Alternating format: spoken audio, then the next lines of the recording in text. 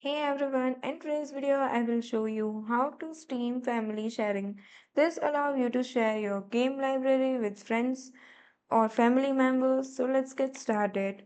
First you have to log in Steam account and then go to the top left side of your screen and you will see the Steam option. Just drop down the menu and select settings option. Now this will open a window. Now go to the family option as you can see here. By click on this, you will see that a list of eligible users will appear. Then select accounts you want to share your library with.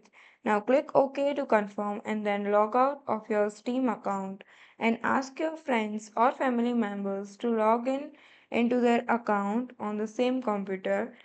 They will now see your shared games and libraries available for download and play. And that's it.